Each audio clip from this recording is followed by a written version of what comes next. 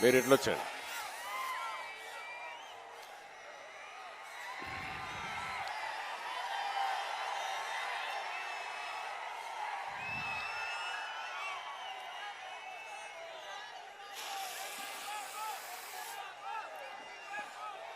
గౌరవనీయులు జనసేన అధినేత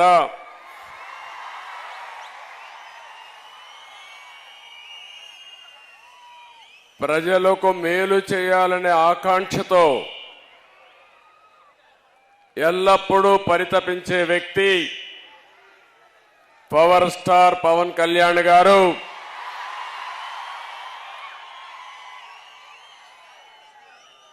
గౌరవనీయులు ఎప్పుడు కూడా మీ అందరికీ అభిమాన నాయకుడే కాకుండా ఒక్క రాజకీయాల్లోనే కాకుండా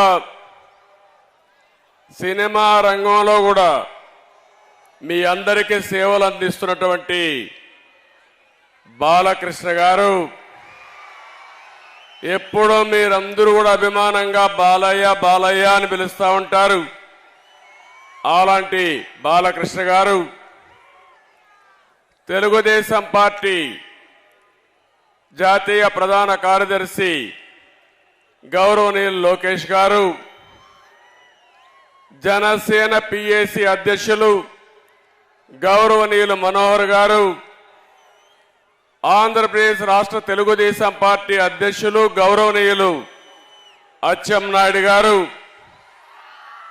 వేదిక పైన అటు తెలుగుదేశం ఇటు జనసేన అధినాయకత్వం అక్కడుండే నాయకులందరికీ, ఒక పక్క తెలుగుదేశం పార్టీ వీర సైనికులకి, ఇంకో పక్క జనసేన జన సైనికులకి పేరు పేరున ఈరోజు విశాఖపట్నం వచ్చినప్పుడు చాలాసార్లు విశాఖపట్నంకు వచ్చారు. కానీ నా జీవితంలో ఇంత అపూర్వ స్వాగతం నా జీవితంలో చూడలేదు. ఆ విధంగా స్వాగతం పలికారు. ఒక పక్క సముద్రం ఘోషిస్తా ఉంటే ఇంకో పక్క జన సముద్రం ఇక్కడ ఘోషించే పరిస్థితి వచ్చింది. అలాంటి విశాఖపట్నమే కాకుండా ఉత్తరాంధ్రనే కాకుండా రాష్ట్రం నలుమూలల నుంచి వచ్చారు. యువగళం ఒక పక్క, ఇంకో పక్క ఎన్నికల యుద్ధ బేరీకి మోగించడానికి వచ్చినటువంటి సైనికులందరికీ పేరు పేరున మనస్ఫూర్తిగా నమస్కారాలు. అదే మాదిరిగా మీడియా ప్రతినిధులు కూడా నమస్కారాలు. ప్రత్యేకంగా యువగళం వాలంటీర్స్ కి మనస్ఫూర్తిగా నా అభినందనలు. ఈరోజు ఇంతమంది పేరు నాయకులందరూ మాట్లాడారు. నేనేం మాట్లాడాలో అన్ని విషయాలు కవర్ అయినాయి. ఒక పక్క మనసు విప్పి జనసేన అధినేత పవన్ కళ్యాణ్ గారు చాలా స్పష్టంగా చెప్పారు. గతంలో ఏ విధంగా రాష్ట్రం కోసం సహకరించింది, ఈరోజు మళ్ళీ ఏమి ఆకాంక్షించి తెలుగుదేశం జనసేన పొత్తు పెట్టుకుంటుందో చాలా స్పష్టంగా వారు చెప్పడం జరిగింది. ఇంకో పక్క లోకేష్ కూడా 226 రోజులు రాష్ట్రం మొత్తం తిరిగి ప్రజల సమస్యలను అర్థం చేసుకుని అధ్యయనం చేసి చాలా క్లుప్తంగా వారి అనుభవాలు కూడా చెప్పారు. మీరు ఒక విషయం మీరు గుర్తుపెట్టుకోవాలి. భారతదేశంలో పాదయాత్ర చేయడం ఎప్పుడు కొత్త కాదు. నేను పాదయాత్ర చేశాను, బస్సు యాత్ర చేశాను. ప్రజా చైతన్యాన్ని తేవడానికి మొట్టమొదటిసారిగా నందమూరి తారక రామారావు గారు చైతన్య యాత్ర చేశారు. అక్కడి నుంచి ఎన్నో యాత్రలు వచ్చాయి. 45 ఏళ్లు సుదీర్ఘ రాజకీయ జీవితంలో చూశాను. ఎప్పుడు పాదయాత్ర పైన దండయాత్ర చేసే సందర్భం ఎప్పుడూ లేదు. అది మొట్టమొదటిసారిగా ఈ సైకో జగన్మోహన్ రెడ్డి పరిపాలనలో చూశాను. ఎవరైనా పాదయాత్ర చేసి ఒక సమస్య పైన పాదయాత్ర చేసినప్పుడు, ఒక పవిత్రమైన భావంతో చేసినప్పుడు చేతనైతే సహకరించాలి, చేత కాకపోతే ఇంట్లో పడుకోవాలి. కానీ పోలీసులు అడ్డం పెట్టుకుని ఎన్ని ఇబ్బందులు పెట్టారో, కడాన నా ఎవరైతే యువగళం వాలంటీర్లు జైలుకు పోయి వచ్చారంటే, అటెంప్ట్ మర్డర్ కేసు పెట్టారంటే, తమ్ముళ్ళు భయపడద్దండి. మీ కష్టాలు నేను చూసా. తప్పకుండా వడ్డీతో సహా తిరిగి అప్పజెప్పే బాధ్యత తెలుగుదేశం పార్టీ తీసుకుంటుందని చెప్పి కూడా నేను మీకు తెలియజేస్తున్నా. యువగళం జనగణంగా మారి ప్రజా గర్జనకు నాంది పలికింది. నేను ఈరోజు మనస్ఫూర్తిగా ప్రజలందరినీ అభినందిస్తున్నాను. మీలో ఉండే ఆవేదన, బాధ, ఆక్రోశం, ఆగ్రహం ఇవన్నీ కూడా యువగణంలో చూపించారు. రోజు రోజుకి ఉద్యమంగా ముందుకెళ్ళింది. ఈ కార్యక్రమంలో సహకరించినటువంటి తెలుగుదేశం పార్టీ, జనసేన కార్యకర్తల్ని మనస్ఫూర్తిగా అభినందిస్తున్నా. అదే సమయంలో ఈ కార్యక్రమాన్ని పూర్తిగా జయప్రదం చేసినటువంటి ప్రజలందరినీ మనస్ఫూర్తిగా ధన్యవాదాలు తెలియజేసుకుంటున్నాను. ఈరోజు యువత, బంగారు భవిష్యత్తు ఉండవలసిన యువత ఈరోజు ఆంధ్రప్రదేశ్లో మనం చూస్తున్నాం. ఈ ముఖ్యమంత్రి చెప్పిన పని ఒక్క పని చేశారా తమ్ముళ్ళు అని మిమ్మల్ని అడుగుతున్నా. జాబ్ క్యాలెండర్ ప్రతి సంవత్సరం పెడతా అన్నాడా లేదా? జనవరిలో పెడతా అన్నాడా లేదా? 5 జనవరిలో అయిపోయినాయా లేదా? పెట్టాడా అని మిమ్మల్ని అడుగుతున్నా. ఒక్క ఉద్యోగం ఇవ్వలేదు. ఉండే పరిశ్రమలు పోయినాయి. మొత్తం యువత జీవితాల్ని నాశనం చేసే పరిస్థితికి వచ్చాడు. ఈరోజు ప్రపంచంలోనే తెలుగు యువత అగ్రస్థానంలో ఉంటే, అదే ఆంధ్రప్రదేశ్లో యువత అధఃపాతాళంలో ఉండే పరిస్థితి వస్తా ఉంది. ఒక్క పరిశ్రమ రాలేదు. వచ్చిన పరిశ్రమలు పారిపోయినాయి. తరిమేసే పరిస్థితి వచ్చింది. ఇది చాలా బాధాకరం. నేను ఒకటే హామీ ఇస్తున్నా, యువతకు తెలుగుదేశం జనసేన అండగా ఉంటాం. ఉపాధి కల్పించే బాధ్యత, మీ భవిష్యత్తుకి భరోసా ఇచ్చే బాధ్యత మేము తీసుకుంటామని మరొక్కసారి హామీ ఇస్తున్నా. ఇంకో పక్క లోకేష్ని కూడా మనస్ఫూర్తిగా అభినందిస్తున్నా. ఒక పార్టీ అధ్యక్షుడిగా ఏదైనా ఒక సంకల్పం ఉంటే చిత్తశుద్ధితో పనిచేస్తే ప్రజలు ఆదరిస్తారు. అలాంటి కార్యక్రమానికి శ్రీకారం చుట్టాడు. ఒక పార్టీ అధ్యక్షుడిగా మనస్ఫూర్తిగా ఆయన చేసిన కృషికి అభినందిస్తున్నానని చెప్పి కూడా నేను మీకు తెలియజేసుకుంటున్నా. ఈరోజు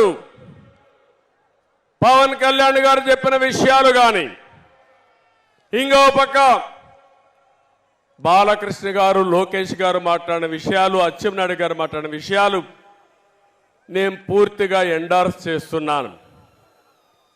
సుదీర్ఘ రాజకీయ చరిత్రలో ఎంతో మంది ముఖ్యమంత్రులు చూశాను. వారి యొక్క రాష్ట్రం కోసం వారు చేసిన పనులు చూశాను. కొంతమంది చేత కాకుండా పోతే వారిని విమర్శించే సందర్భాలు కూడా ఉన్నాయి. రాజకీయాల్లో ఎప్పుడు కూడా రాజకీయ వ్యతిరేకత ఉంటుంది తప్ప వ్యక్తిగత వ్యతిరేకత ఉండదు. ఈ విషయం మీరు గుర్తుపెట్టుకోవాల్సిన అవసరం ఉంది. ఈరోజు ఈ రాష్ట్రంలో చూస్తా ఉంటే విశాఖపట్నంలో ఉన్నాం మనం. విజయనగరం భోగాపురం నియోజకవర్గంలో మీటింగ్ పెట్టుకున్నాం. ఇక్కడి విమానాశ్రయానికి నేను ఆ రోజు నాంది పలికాను. ల్యాండ్ అక్విజిషన్ కూడా చేశాను. అదే తెలుగుదేశం పార్టీ అధికారంలో ఉండుంటే 2020కే విమానాశ్రయం వచ్చేది. ఇప్పటికి కూడా రాలా. అంటే ఎలాంటి ప్రవర్తన చేశాడో మీరు గుర్తుపెట్టుకోవాల్సిన అవసరం ఉంది. ఉత్తరాంధ్ర మొత్తం ఈ 5 సంవత్సరాల్లో వైసీపీ కబ్జాలో నలిగిపోయే పరిస్థితి.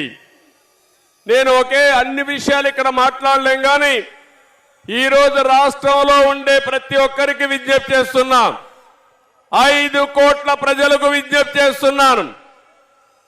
మీరు ఆలోచించవలసిన అవసరం ఉంది. ఇది జనసేన తెలుగుదేశం పార్టీల కోసం కాదు, లేకపోతే నా కోసం పవన్ కళ్యాణ్ కోసం కాదు. 5 కోట్ల ప్రజల భవిష్యత్తు కోసం, భావి తరాల భవిష్యత్తు కోసం ప్రతి ఒక్కరూ ఆలోచించాల్సిందిగా నేను కోరుతున్నా. ఈ విశాఖపట్నంలో మీరు చూస్తే ఎయిర్పోర్ట్ పూర్తిగా నిర్వీర్యమైపోయి మళ్ళీ నేను వేసిన ఫౌండేషన్ రెండోసారి ఫౌండేషన్ వేసి ఏదో గొప్పగా చేసేవారి విధంగా పోయే పరిస్థితికి వచ్చారు. మెట్రో పోయింది. ఇంకో పక్కన విశాఖపట్నంలో వచ్చిన కంపెనీలన్నీ పోయే పరిస్థితికి వచ్చాయి. ఎప్పుడో సమైక్య ఆంధ్రప్రదేశ్లో హెచ్ఎస్బిసి ఐటీ కంపెనీ తీసుకొస్తే అది కూడా పారిపోయే పరిస్థితికి వచ్చింది. ఉత్తరాంధ్ర ఇరిగేషన్ ప్రాజెక్టులన్నీ ఆగిపోయినాయి. నేను అడుగుతున్న ఈ ముఖ్యమంత్రిని, ఈ కొండ ప్రజానీకాన్ని, ఈరోజు మీరందరూ ఒకసారి చూస్తే ఈ ప్రభుత్వం వచ్చిన తర్వాత ఉత్తరాంధ్రలో అభివృద్ధి ఆగిపోయింది. ఎక్కడికక్కడ కబ్జాలు పెరిగిపోయినాయి, సెటిల్మెంట్లు పెరిగిపోయినాయి. మెడ మీద కత్తి పెట్టి ఆస్తులు బలవంతంగా రాసుకున్నారంటే ఎంత బాధాకరమో ఆలోచించండి. నా జీవితంలో చాలా సంవత్సరాలు రాజకీయాలు చూశాను, కానీ ఎప్పుడు కూడా సమైక్య ఆంధ్రప్రదేశ్లో కూడా ఇంత అరాచకాలు జరగలేదు. అలాంటి అరాచకాలు ఈ విశాఖపట్నంలో జరిగాయి. ఒకప్పుడు విశాఖపట్నం ఆర్థిక రాజధాని, ఈరోజు ఈ విశాఖపట్నం గంజాయి రాజధానిగా మారిపోయిందంటే ఏమనాలో మనమే ఆలోచించుకోవాల్సిన అవసరం ఉంది. ఒక బాధాకరమైన సంఘటన. విశాఖ అంటే ఎప్పుడూ నాకు అత్యంత ప్రీతి ప్రాంతమైన నగరం, ప్రాంతం. దానికి కారణం ఉదుహుదు వస్తే ఉద్దు క్రాసగాకు మనిపోయింది. నేను ఇక్కడికి వచ్చి 10 రోజులు ఇక్కడుండి ప్రజల సహకారంతో విశాఖకు ముందు, ఉద్దు ముందు, ఉదు తర్వాత ఏ విధంగా ఉందో నిర్మాణం చేసిన పార్టీ తెలుగుదేశం పార్టీ. సహకరించిన ప్రజానీకం ఈ విశాఖపట్నం వాసులని చెప్పి కూడా నేను మీకు తెలియజేస్తున్నా. ఈరోజు ఇంకొక విషయం మీరు ఒకసారి గుర్తుపెట్టుకోవాలి. రివర్స్ పాలన ఉన్నాడు, విధ్వంస పాలనకు నాంది పలికాడు. ఇంత మునిపే మిత్రులు చెప్పారు, కక్ష సాధింపులు, విధ్వంసాన్ని చేయడం, మంచి చేయడం చేత కాకపోతే గమ్మునుంటే నష్టం రాదు, కానీ కావాలని విధ్వంసం చేసుకుంటూ వస్తే ఏం జరుగుతుందో బెస్ట్ ఎగ్జాంపుల్ ఆంధ్రప్రదేశ్.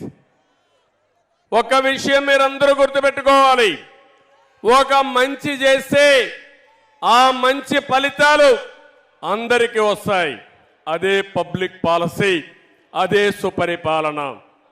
ఒక చెడు చేస్తే ఆ చెడు వల్ల అందరికీ నష్టం వస్తుంది. అదే ఈరోజు ఈ జగన్మోహన్ రెడ్డి చేసే పని.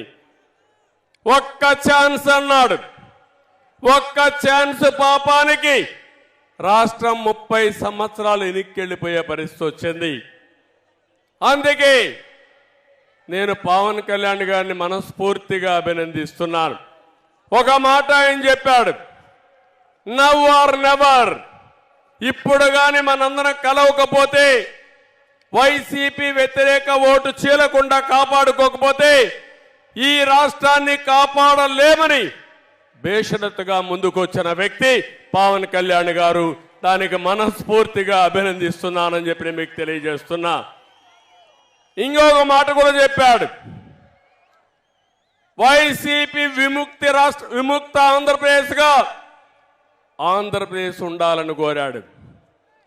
రాజకీయాల్లో పార్టీలు పెట్టే స్వేచ్ఛ ఎవరికైనా ఉంది, తప్పు లేదు, ప్రజలు ఎంపిక చేసుకుంటారు.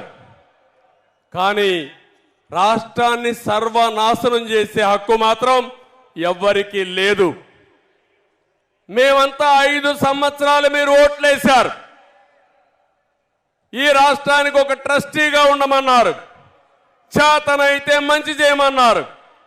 చేత కాకపోతే పరిపాలనని దింపేసరికి మీరు సిద్ధంగా ఉన్నారు. కానీ ఈ 5 సంవత్సరాల్లో మీరు ఒక్కసారి చూస్తే 1-2 కాదు, ఆ రోజు హైదరాబాద్ నగరాన్ని నేను అభివృద్ధి చేశాను. తర్వాత వచ్చిన పాలకులు ఇలాంటి కక్ష కట్టి హైదరాబాద్ని విధ్వంసం చేసుంటే ఈరోజు హైదరాబాద్లో ఈ సంపద ఉండేదా అని మిమ్మల్ని అడుగుతున్నా. ఈరోజు అమరావతి, ఇక్కడ విశాఖపట్నంలో అడుగుతున్నాం మిమ్మల్ని అందరినీ. ఈరోజు మన రాజధాని ఏదని మిమ్మల్ని అడుగుతున్నా. ఆ రోజు మీరందరూ ఒకే మాట చెప్పారు, అమరావతి నేను ప్రపోజ్ చేసినప్పుడు అమరావతి ఆంధ్రప్రదేశ్ రాజధానిగా ఉంటుంది, విశాఖపట్నం ఆర్థిక రాజధానిగా ఐటీ హబ్గా ఉంటుందని మీరే సహకరించారు. అవునా కాదా అని మిమ్మల్ని అడుగుతున్నా. ఇప్పుడు చెప్పండి, 3 ముక్కలు ఆటాడాడు ఈ ముఖ్యమంత్రి. అమరావతిని సర్వనాశనం చేశాడు ముఖ్యమంత్రి. ఈరోజు ఇక్కడికి వచ్చి నేను వారం 10 రోజులు విశాఖపట్నంలో బస్సులో ఉండి ఉదువు తుఫాను వల్ల నష్టపోతే మళ్ళీ పూర్తిగా కోలుకున్న తర్వాత ఇక్కడి నుంచి వెళ్ళాను. ఈయన రాక మునిపే రిషికొండ మొత్తం నాశనం చేసి రిషికొండ బోడిగొండగా తయారు చేసి ఒక ముఖ్యమంత్రి విలాసం కోసం 500 కోట్ల రూపాయలు ఖర్చు పెట్టి హక్కు ఎవడిచ్చాడని మిమ్మల్ని అడుగుతున్నా. బాధ అనిపించదా అని అడుగుతున్నా. ఒక్కోసారి ఆవేదన గుండెలు పిండేసినట్టు ఉంటుంది ఇవన్నీ తలుచుకుంటే. ఏంటి అరాచకం, ఎక్కడికి తీసుకుపోతున్నారు ఇవన్నీ? అమరావతి పూర్తిగా నిర్వీర్యమైపోయింది, విధ్వంసం అయిపోయింది. ఇంకో పక్క పోలవరం రాష్ట్రానికే వరం. ఏం తమ్ముళ్ళు, ఆ రోజు తెలుగుదేశం పార్టీ ఉండుంటే 2020కి పోలవరం పూర్తి చేసి జాతికి అంకితం చేసి ఈరోజు కరువు అనే మాట లేకుండా చేసేవాళ్ళం. అది పోయింది. ఇంకో పక్క విద్య, వైద్యం, ఆరోగ్యం అన్ని కూడా మీరు చూస్తే వ్యవస్థలన్నీ భ్రష్టు పట్టాయి. ఇప్పుడే పవన్ కళ్యాణ్ గారు ఒక లిస్ట్ అంతా కూడా చెప్పారు.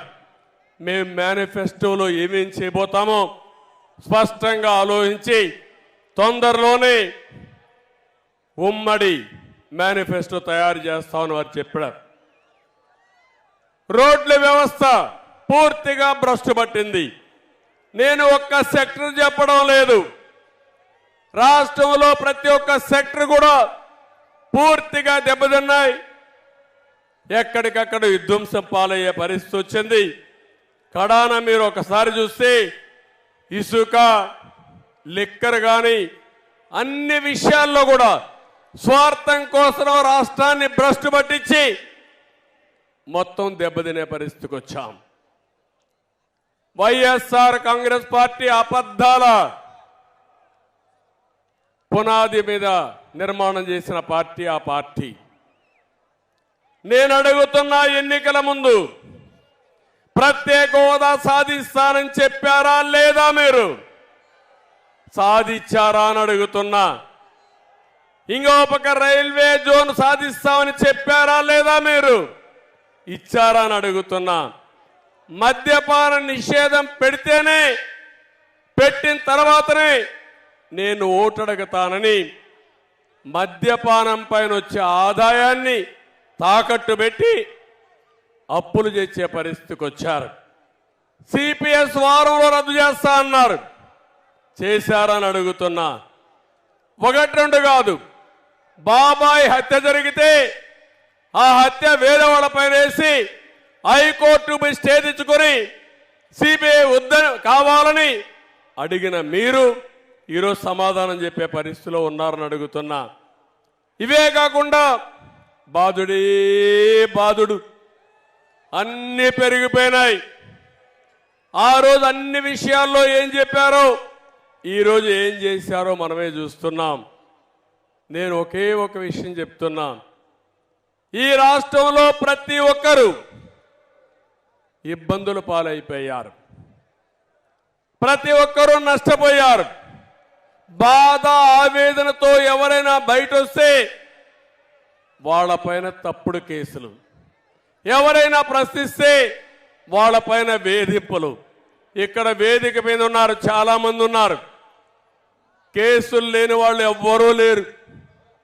మొన్నటి వరకు పవన్ కళ్యాణ్ పైన కేసులు లేవు, కానీ రాజకీయాల్లోకి వచ్చాడు కాబట్టి ఆయన పైన కూడా కేసులు పెట్టే పరిస్థితికి వచ్చేశారు.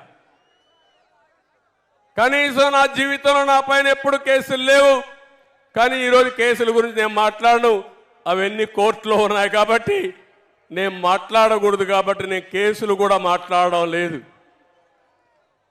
ఇలాంటి పరిస్థితి చూస్తా ఉంటే ఈ రాష్ట్రంలో ప్రజాస్వామ్యంలో మనం ఉన్నామా అని నాకు అనుమానం వస్తుంది. ఎవరు ఇంట్లో స్వేచ్ఛగా బ్రతికే పరిస్థితి లేదు, స్వేచ్ఛగా తిరిగే పరిస్థితి లేదు. అన్యాయం జరిగితే ఇది అన్యాయం అని ప్రశ్నించే పరిస్థితి లేదు. మీ ఆస్తులు కబ్జా చేస్తే గొంతు మీద కత్తి పెట్టి రాయించుకుంటే ఇది తప్పని అడిగితే రక్షించే నాదుడే లేడు. ఇప్పుడు కూడా నేను చూస్తున్న పోలీసులు వాళ్ళు కావాలని చేయడం లేదు, వాళ్ళ మెడ మీద కత్తి పెట్టి చేయకపోతే మిమ్మల్ని ట్రాన్స్ఫర్ చేస్తాం, విఆర్ఎస్ లో పెడతాం, ఏసీబీలో పంపిస్తామంటే భయపడిపోయి తప్పుడు కేసులు పెట్టి ఈరోజు అందరినీ వేధించే పరిస్థితికి వచ్చారు.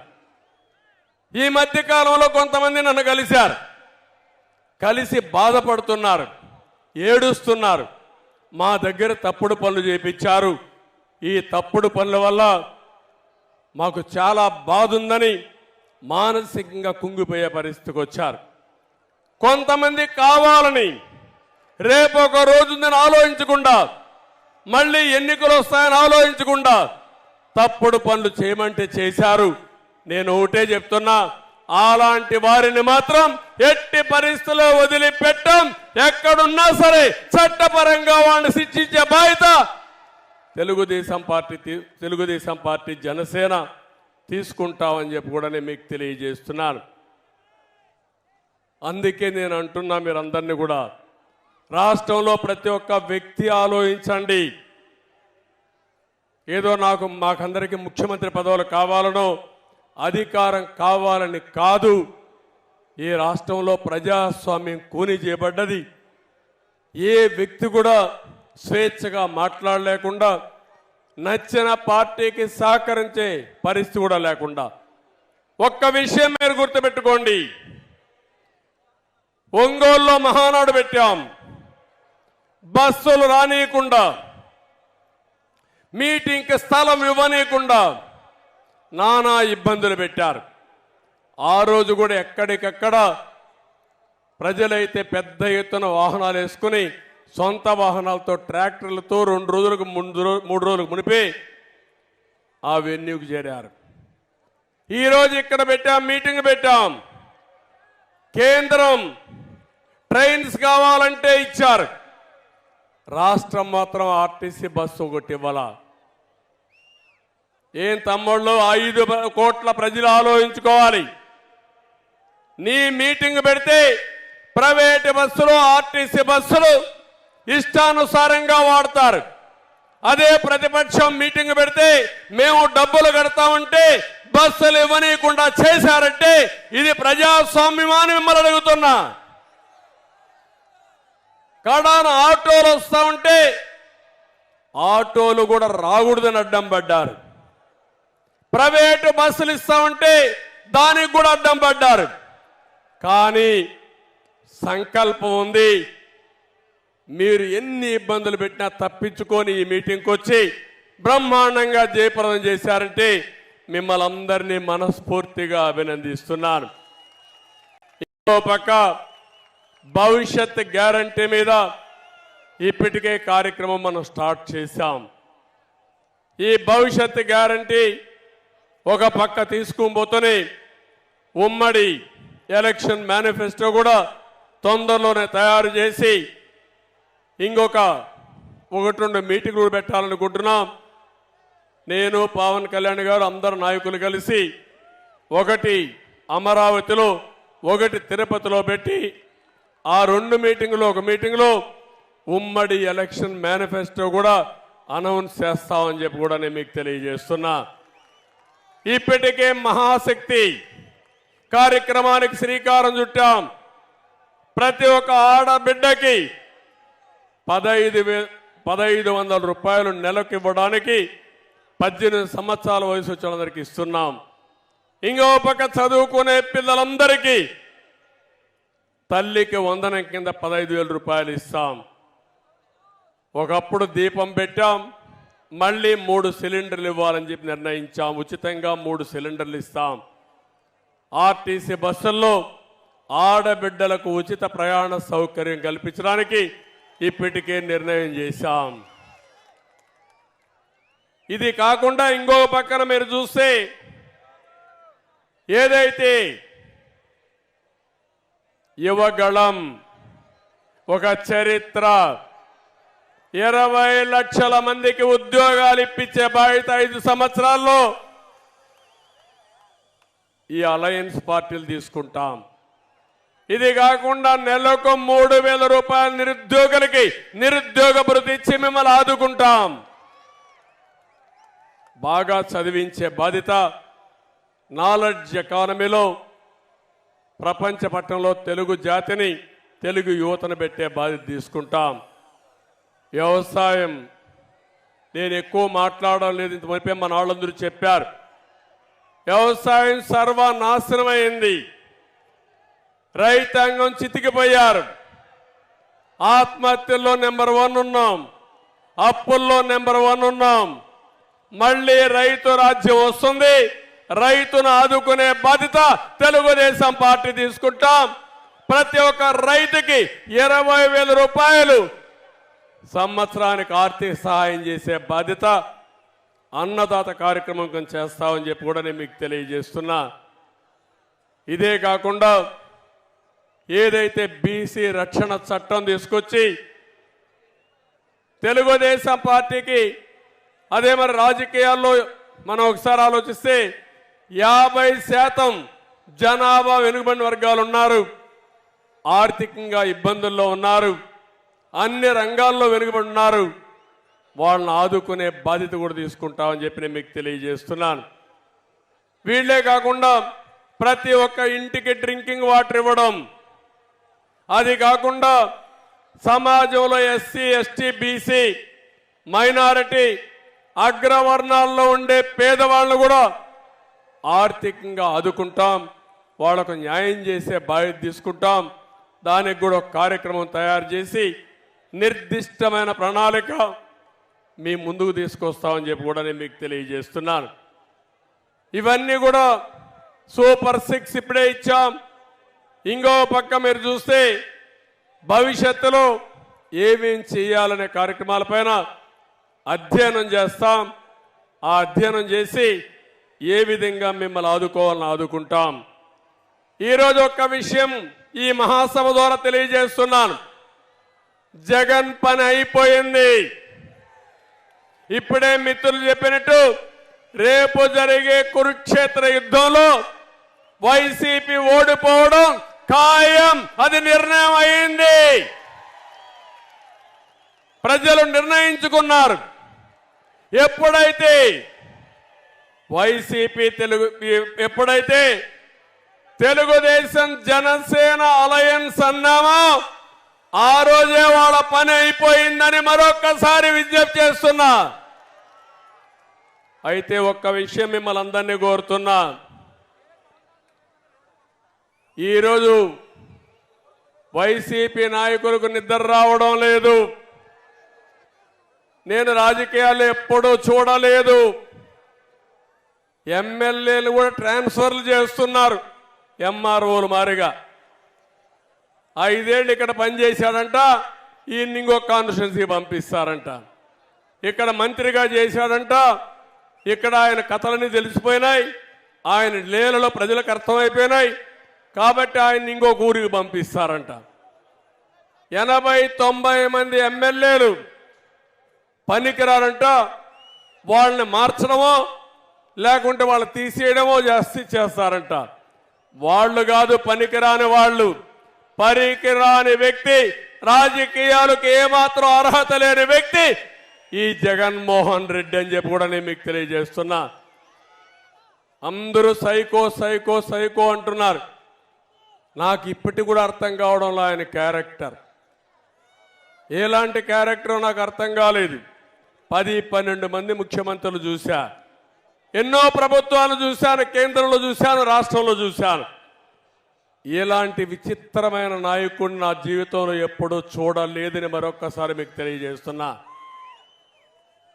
అలాంటి వ్యక్తి రాజకీయాలకి అర్హత లేదు. అందుకే నేను పూర్తిగా 5 కోట్ల ప్రజలకు కూడా విజ్ఞప్తి చేస్తున్నా.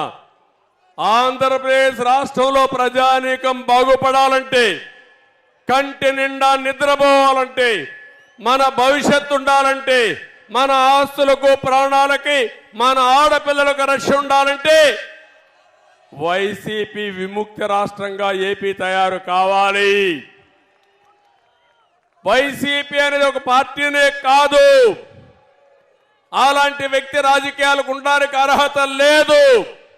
నేను మళ్ళీ చెప్తున్నా, ఒక్క ఓటు అలాంటి వ్యక్తికి వేసినా, అలాంటి పార్టీకి వేసినా అది రాష్ట్రానికి ఒక శాపంగా మారుతుంది.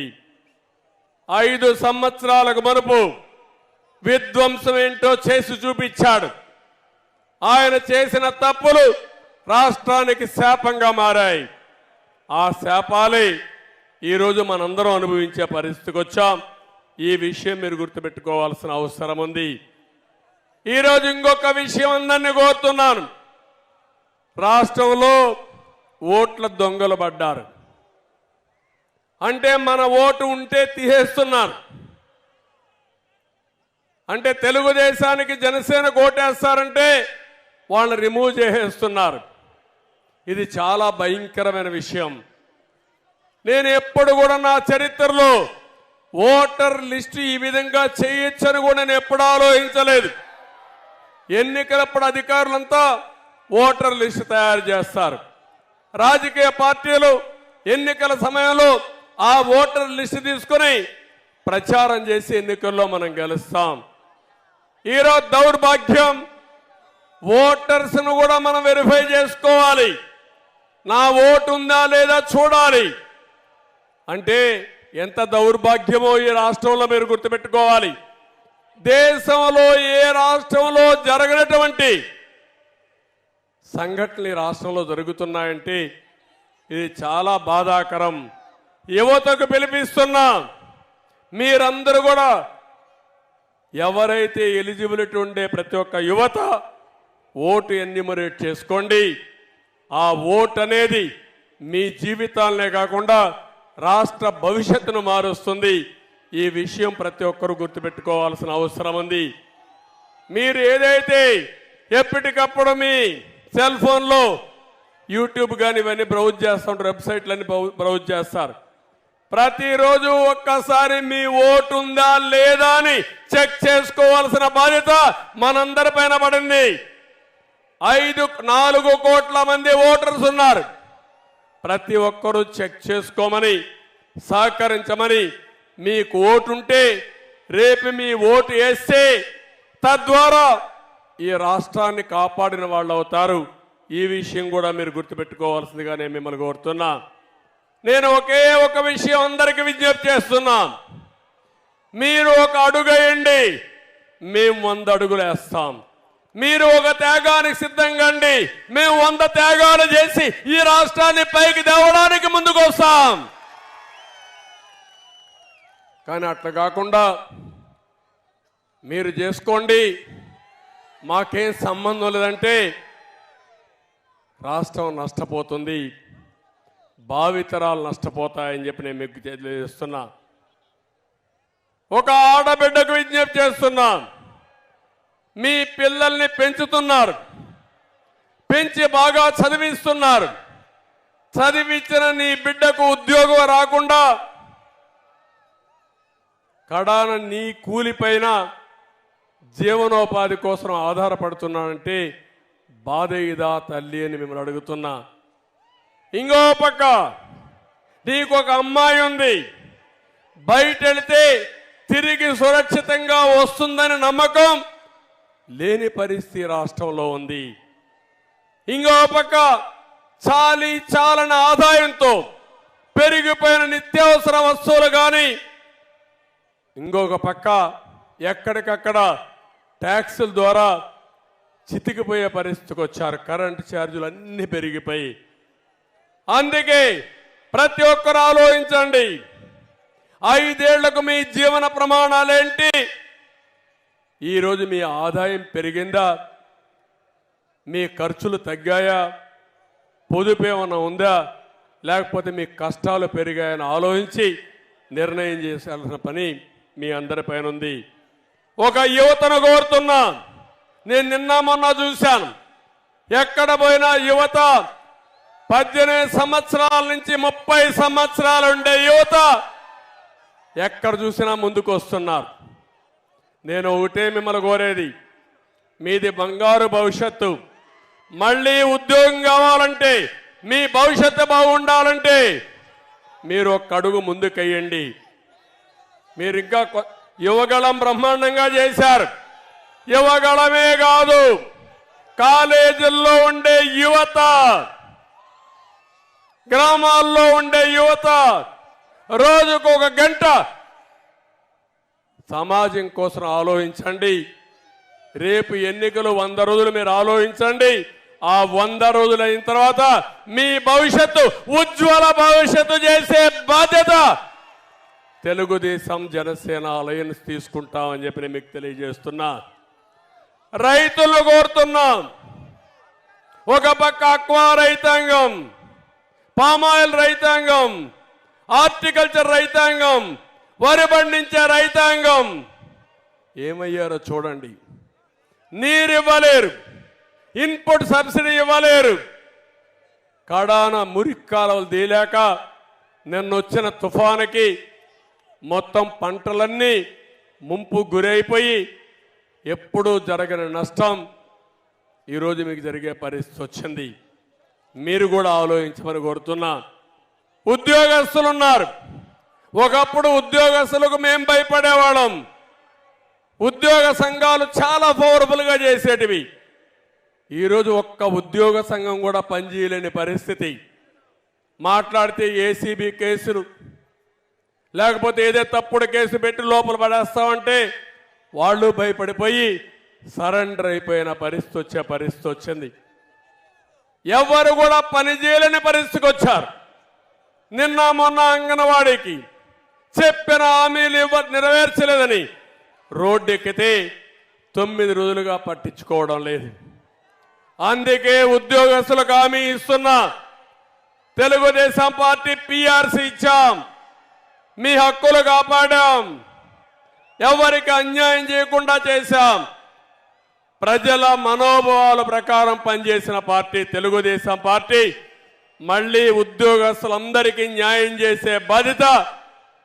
ఇంకో పక్క బిజినెస్ పీపుల్ కూడా వ్యాపారాలు చేయలేకపోతున్నారు. సమాజంలో ప్రతి ఒక్కరిని కోరుతున్నా, మీరు ఆలోచించి ముందుకు రావాల్సిన అవసరం ఉంది. మీరు ఒక అడుగు ముందుకేయండి. మేము 100 అడుగులు మిమ్మల్ని నడిపించే బాధ్యత మేము తీసుకుంటామని మరొక్కసారి సమాజంలో ఉండే ప్రతి ఒక్కరిని కోరుకుంటున్నాను. ఈరోజు జనసేన తెలుగుదేశం పార్టీ పొత్తు ఒక చారిత్రాత్మకం, ఒక హిస్టారికల్. ఇది ఈ రాష్ట్రానికి అవసరం. నాకు ఏమాత్రం అనుమానం లేదు. ఎప్పుడైతే ఎన్నికలు పొత్తు అనౌన్స్ చేశామో ఆ రోజే ఇది సూపర్ హిట్ అయింది. జగన్ సినిమా అయిపోయింది. అందుకే పానిక్ బటన్ నొక్కుతున్నాడు. అది మునిగిపోయే పడవ, అది మునిగిపోవడం ఖాయం. ఈ సందర్భంగా ప్రతి ఒక్క కార్యకర్తను కోరుతున్నా, రాష్ట్ర భవిష్యత్తును ఆకాంక్షించి హైకమాండ్ మేము ఏ నిర్ణయం తీసుకున్నా ఆ నిర్ణయాన్ని అటు జనసేన ఇటు తెలుగుదేశం కార్యకర్తలు పూర్తిగా ఆచరిస్తూ ముందుకు పోవాల్సిందిగా మరొక్కసారి మిమ్మల్ని కోరుతున్నా. జన సైనికులకి తెలుగుదేశం పార్టీ వీర సైనికులను కోరుతున్నా, కలిసి పనిచేయండి, 100 రోజులు పనిచేయండి. ఆ తర్వాత మిమ్మల్ని ఏ విధంగా కాపాడుకోవాలి, ఏ విధంగా ఆదరించాలి, ఏ విధంగా గుర్తించాలో గుర్తించే బాధ్యత తెలుగుదేశం పార్టీ తీసుకుంటామని మరొక్కసారి హామీ ఇస్తూ ఈరోజు మిమ్మల్ని అందరినీ ఒకటే కోరుతున్నా. మీ ఉత్సాహం చూసా, మీ అభిమానం చూసా నా జీవితంలో ఎప్పుడు కూడా మర్చిపోలేను. తప్పకుండా గుర్తుపెట్టుకుంటా. నా 40 సంవత్సరాల అనుభవంతో రాబోయే 5 సంవత్సరాల్లో ఎక్కడా లేని విధంగా అభివృద్ధి చేసి మేము మీ రుణం తీర్చుకుంటామని మరొక్కసారి మీ అందరికీ హామీ ఇస్తూ మీ అందరికీ నమస్కారాలు. జై హింద్. అదే సమయంలో తెలుగుదేశం జనసేన పొత్తంటే జిందాబాద్ అని గట్టిగా చెప్పాలి. తెలుగుదేశం జనసేన పొత్తు, జనసేన తెలుగుదేశం పార్టీ పొత్తు. థ్యాంక్ యూ అని అన్నాం. యువగలం నవశకం సమావేశాన్ని అద్భుతమైనటువంటి విజయవంతం చేసినటువంటి ఉత్తరాంధ్ర తెలుగుదేశం పార్టీ కుటుంబ సభ్యులకు, జన సైనికులకు, జనసేనానికి తెలుగుదేశం